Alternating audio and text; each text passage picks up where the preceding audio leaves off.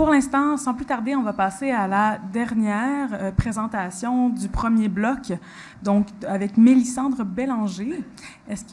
Donc, je l'inviterai à venir nous rejoindre en avant, s'il vous plaît.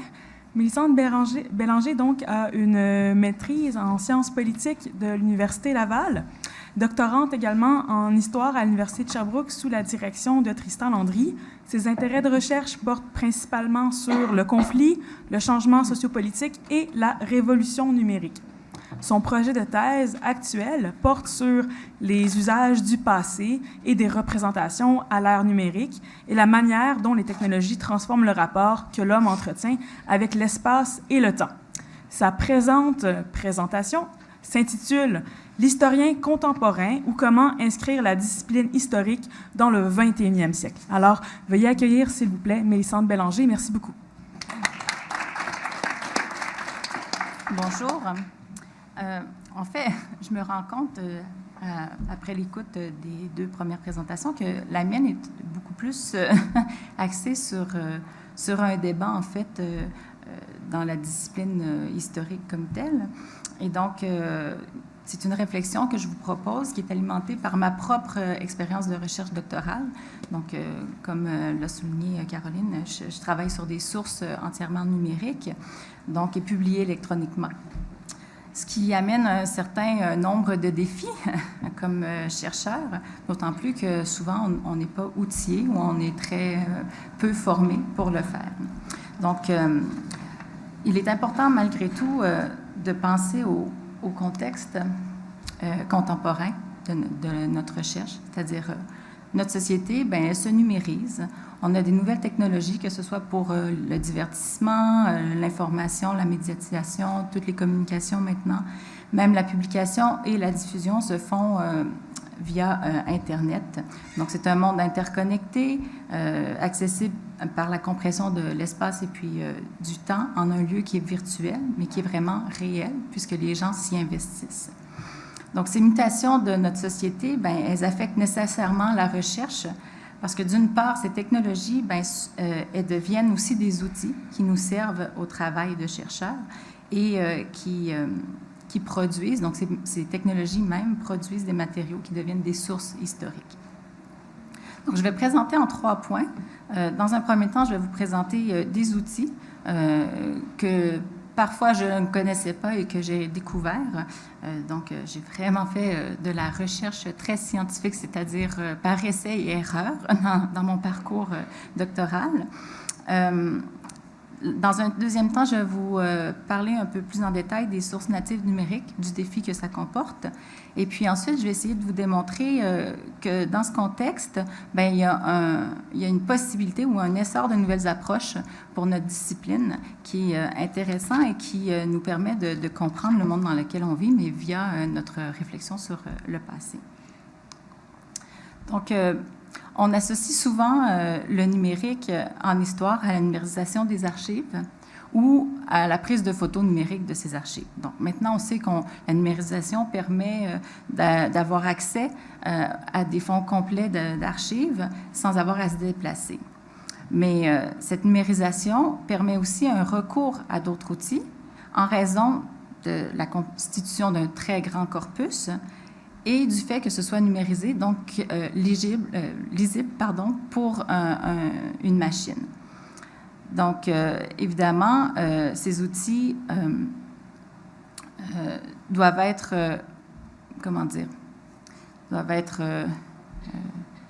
permettre finalement de faire l'analyse de ces corpus.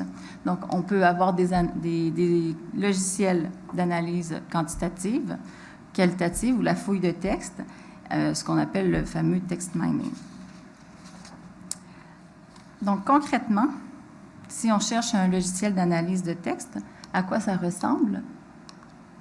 Bien, ici, c'est une capture d'écran d'une séance sur Atlas TI, qui est un outil que j'utilise pour ma recherche doctorale. Donc, le document qu'on voit, il est codifié grâce à des étiquettes que j'ai choisies, donc selon mon sujet. Évidemment, là, vous le voyez, peut-être c'est un peu petit, mais on parle d'analogie, Hitler, Poronchenko. Donc, moi, je cherche les usages du passé dans Internet. Donc, je je souligne finalement, comme on pourrait le faire avec un texte papier, les éléments importants dans ma source, directement à même la source. Donc, le logiciel permet ce dépouillement, d'une part, mais ensuite permet de relier entre eux, finalement, tous ces morceaux d'informations qui me permettent de réfléchir et puis d'interpréter, finalement, ces sources. Donc, Atlas TI permet d'annoter le texte, mais aussi les images, le son, la vidéo. Donc, c'est l'intérêt de cet outil ou de tous ces outils d'analyse de texte, c'est leur capacité à extraire et à organiser les notes, la rapidité aussi d'indexer, contrairement à ce qu'on faisait sur des vieux cartons, ou ce que j'ai fait à la maîtrise, de travailler, de réorganiser les éléments d'analyse. On a aussi la possibilité de revenir directement à la source et aux annotations qu'on a faites, alors même qu'on est dans l'interprétation. Donc, il y a quand même une facilité puis une interaction entre la source continuellement et ce que nous, on est en train de structurer. Donc, l'intérêt est aussi épistémologique parce que le chercheur, en même temps qu'il fait son enquête, qu'il dépouille, peut consigner les traces de sa méthodologie. Donc, pas sur la source comme telle, mais sur comment il organise sa recherche, ce qui facilite aussi la réflexivité et puis la transparence en ce qui a trait à notre méthode de recherche. Donc, il y a toujours d'autres outils qui servent à collecter, à préserver les informations. Il existe, par exemple, un outil qui permet la préservation de sites Internet en suivant la navigation de l'internaute. Donc, Web Recorder, par exemple, pourrait permettre d'étudier la construction mémorielle d'un groupe d'individus selon leur navigation dans Internet. Donc, c'est une certaine innovation de ce point de vue parce qu'on peut suivre pratiquement en temps réel ou reproduire finalement le parcours d'une navigation d'un groupe de personnes ou de certains individus, alors que la construction même d'une mémoire est quelque chose de très flou et très difficile à saisir. Et là, par cet outil, on est capable de le faire dans un lieu virtuel, mais qui existe réellement. Il y a aussi des gratuiciels, donc pour organiser nos notes, les carnets de notes, où on peut colliger des informations. Donc, non seulement faire les coupures de presse, mais aussi avoir nos propres notes personnelles. Tout ça encore dans un univers numérique. C'est ce que fait Evernote, entre autres. Qui permet même le partage donc, de certains carnets, ce qui rend encore la collaboration plus facile entre les chercheurs. D'autres gratuiciels, bien, ceux que vous connaissez sans doute pour tout ce qui est bibliographie, donc Zotero, Mendeley, bon, ce sont des outils qu'on utilise et que certains chercheurs vont même utiliser pour le dépouillement de leurs sources. Donc, lorsque les sources sont textuelles, ça peut aller. Lorsque les sources contiennent de l'image, du son, de la vidéo, comme dans mon cas, ça commence à être un peu plus complexe de fonctionner avec Zotero, par exemple. Donc, le dernier élément que j'aimerais souligner dans les outils, ce serait les systèmes d'information géographique, donc les fameux SIG, qui sont devenus des outils beaucoup plus conviviaux, notre époque appelant nécessairement une facilitation de l'utilisation de ces technologies. Donc, ils sont pratiques, d'une part, parce qu'ils permettent à la recherche historique de marquer l'histoire dans l'espace, selon des couches qu'on peut mettre les unes par-dessus les autres, finalement. Donc, on pourrait faire un travail au niveau socio-économique, puis ajouter le côté politique et linguistique sur une carte. On va voir plus loin comment cet outil, les SIG, change finalement la recherche historique et favorise de nouvelles approches. Je voulais juste souligner que c'est sûr que je travaille avec Atlas TI, là. Je veux pas, je veux pas vous vendre l'idée, mais ça permet, dans Atlas TI, on a aussi la possibilité de faire la géospatialité, donc de mettre les sources sur une map, ce qui est quand même intéressant sur la carte. Donc, voilà.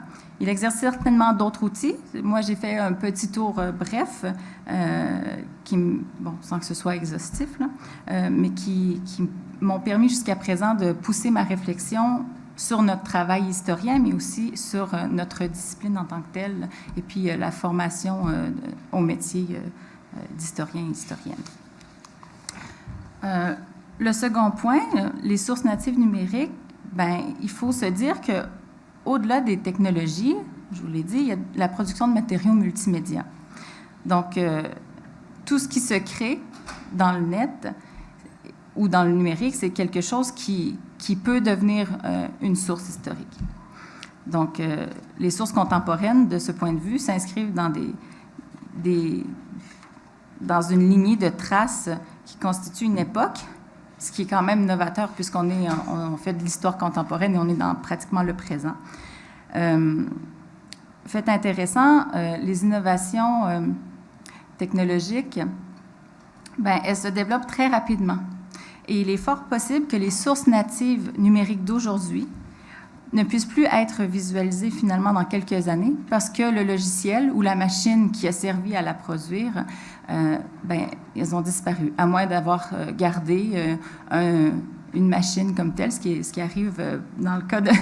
Il y a un groupe de recherche sur les jeux vidéo, entre autres à l'Université de Montréal, où ils ont un lieu de dépôt de les anciens Sega et tous ces jeux vidéo qui sont désuets, mais qui fonctionnent toujours avec l'électricité, et donc ils peuvent continuer de faire de la recherche sur ces jeux. Donc, malgré tout, il y a quand même un risque de perdre toutes ces informations. Il y a aussi l'altération des données, parce que la manipulation et puis la migration informatique d'un serveur à l'autre, lorsque on copie finalement un site, ben, il y a tout le temps une altération qui se fait sur le document, contrairement à lorsqu'on prend un document papier. Bon, on peut bien sûr l'abîmer. Malgré tout, le document, il reste lisible. Et puis, on essaie de le sauvegarder le plus longtemps possible, effectivement, de le conserver. Donc, ça demeure un problème auquel les chercheurs et puis les historiens sont confrontés aujourd'hui. En revanche, on peut stocker à l'infini sur une mémoire virtuelle de machines un nombre, on ne peut même pas imaginer la quantité qu'on pourrait stocker. Ce qui soulève le problème, malgré tout, finalement, de l'abondance de sources, qui est quand même un fait nouveau pour notre discipline, parce qu'on sait très bien qu'on compose habituellement avec des informations lacunaires. Un autre élément important, c'est la grande difficulté à départager les productions privées et celles publiques, dans la mesure où notre société contemporaine tend à estomper finalement la séparation entre ces deux sphères. Donc, il y a quelque chose qui se crée là, à savoir, est-ce que ce qu'on met, est-ce que ces sources sont seulement privées et donc on rapporte un témoignage, mais en même temps, toutes ces sources s'inscrivent dans un cadre beaucoup plus grand, donc un contexte de publication en ligne qui n'est pas l'apanage de nos sources écrites dans la plupart des cas. Souvent, les registres, ces choses-là, c'est pas ouvert au grand public. Un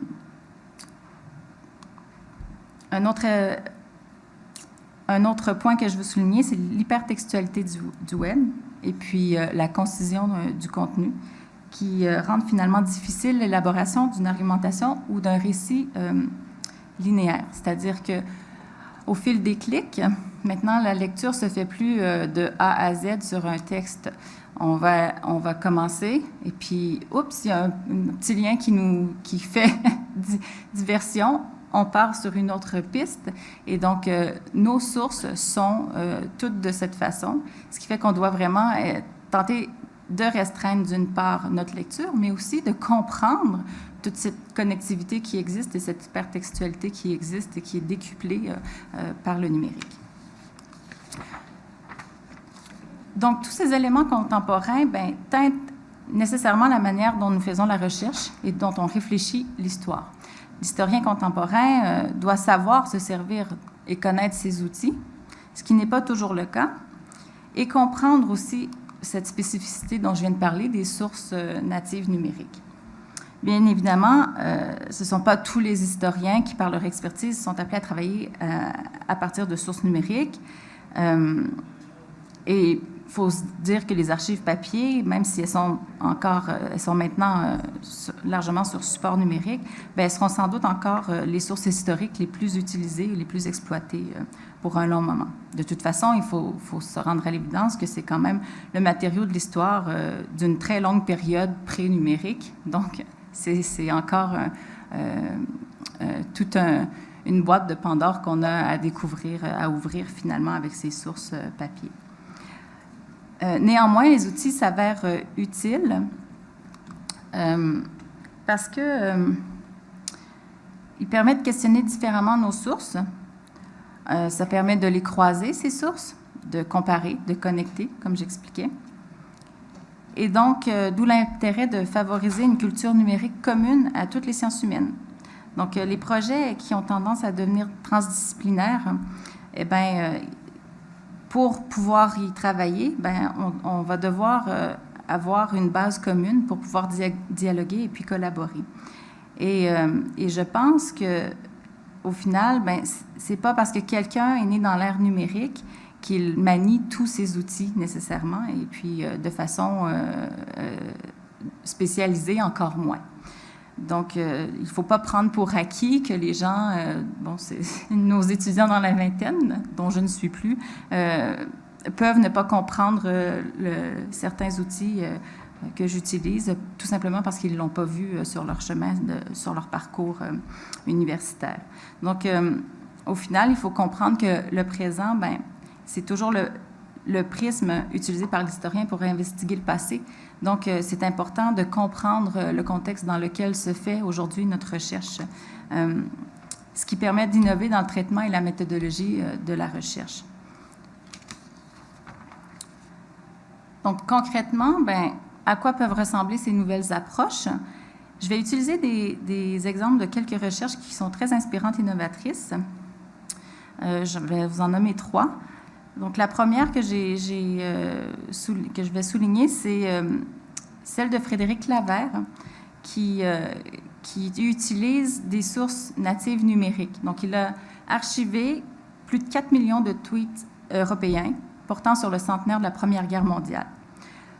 Parmi les résultats de sa recherche, et grâce au recoupement du contenu de ces tweets, bien, il a pu démontrer que la base de données en ligne Mort pour la France, qui est un site institutionnel français, devient en quelque sorte un lieu de mémoire pour les Européens.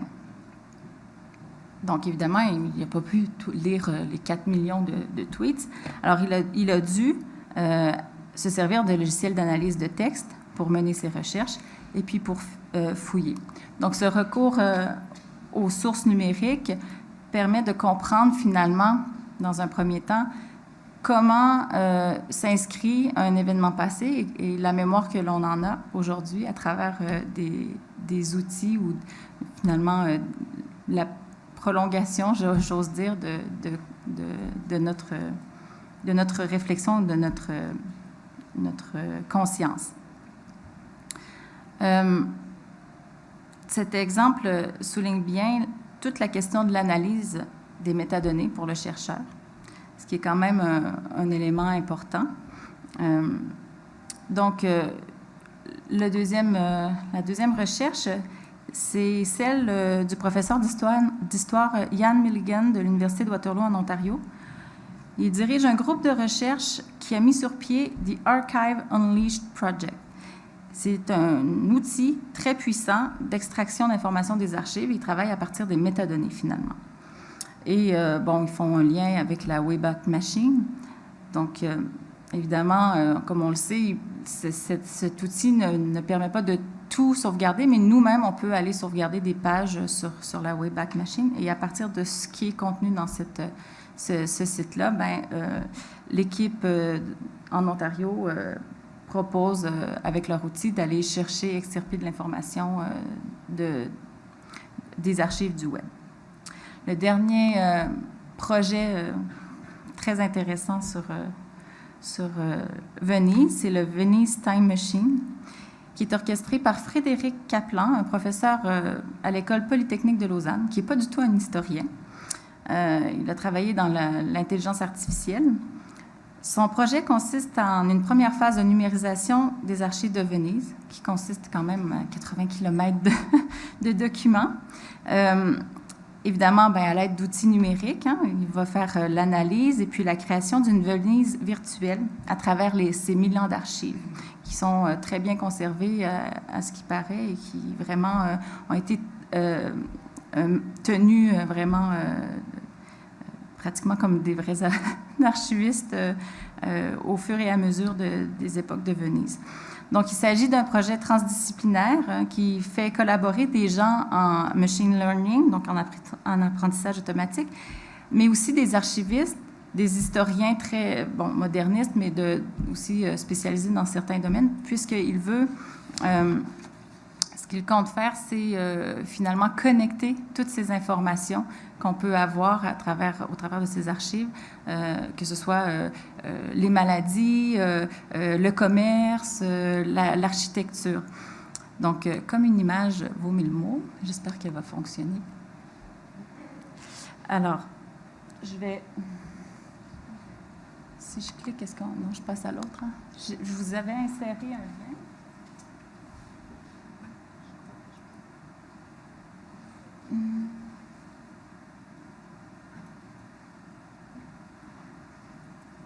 Bon, je ne sais pas si c'est une vidéo.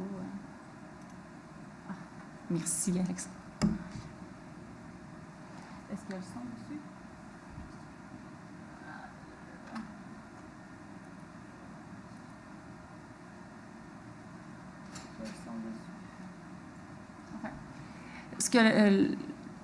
Ce qu'on raconte, c'est effectivement comment le projet se développe.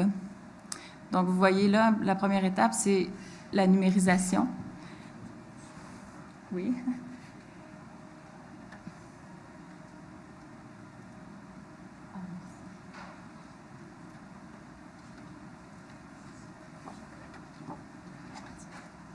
Merci.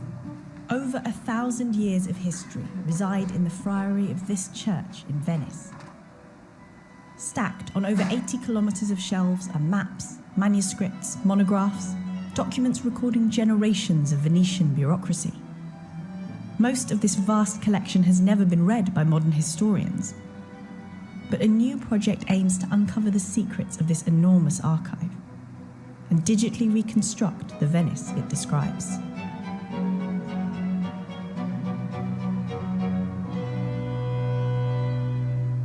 The Venice Time Machine project aims to make the huge amount of data stored in the State Archives of Venice accessible to researchers. Every page of paperwork must be scanned and digitized to enable searching and cross-referencing. Normal character recognition software doesn't work well on the wide variety of handwriting found in the archive. So machine learning is being used to recognize word shapes and match them between documents. Cross-referencing names means researchers can create social networks for the city. And the data contained in maps enables them to recreate the building up and occasional falling down of Venice's buildings. Information in maps can then be cross-referenced with historical paintings as well as modern photos. And combining these images with apparently mundane paperwork about shops and businesses means historians can reconstruct the details of the city at almost any point in its history. This virtual time machine should allow modern historians and members of the public to explore ancient Venice. And the written documents could provide data sets on anything from trade and financial markets to public health and the spread of disease. The technology developed for the Venice Time Machine project could be applied to other ancient archives too, creating detailed and inspiring windows into the past.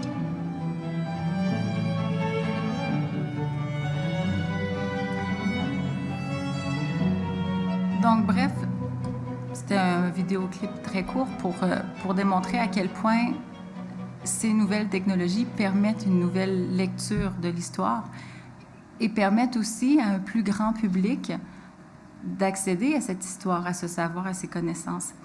D'autant que l'idée de ce projet, c'est éventuellement de permettre aux touristes d'avoir un tour guidé virtuel de Venise sur ces 1000 ans. Donc, de ce point de vue, ben, il y a quelque chose de novateur, c'est-à-dire qu'on fait vivre une période, on immerse finalement ces gens dans l'histoire.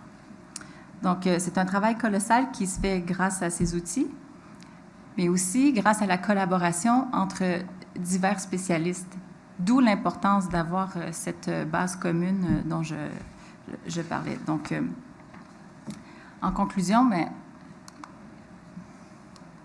Non, maintenant. Merci. Je dirais qu'inscrire la discipline historique au 21e siècle, c'est de faire de l'historien un chercheur de son époque. Ça implique un développement d'une culture numérique effective qui permet de recourir aux outils numériques pertinents et de savoir s'en servir. C'est aussi d'innover dans notre manière d'objectiver et de quantifier, donc de faire de l'histoire. La perspective du recours aux sources natives numériques pour en savoir plus sur les représentations, les niveaux de conscience, la mémoire, les commémorations, la géospatialité, les transformations de la langue, toute cette conception contemporaine du privé et du public, c'est d'intérêt aujourd'hui. Et c'est quelque chose qu'on peut aller chercher aussi dans le passé. Donc, déjà dans les années 70, Emmanuel Leroy-Ladurie avait dit « L'historien de demain, il sera programmeur ou il ne sera plus ». Sans penser qu'il faudra tous être codeurs, je crois qu'il y a quand même un besoin d'être formé pour pouvoir recourir aux outils numériques pertinents et de faire de la recherche qui finalement sort de la boîte ou des conceptions qu'on a en ce moment et qui permettent de penser quelque chose de novateur. Donc, regarder par le prisme contemporain, c'est cette idée d'imaginer ce qui pourrait nous permettre d'aller chercher plus de connaissances sur une époque, un lieu, de connecter ces connaissances entre elles, de les géo-référencer.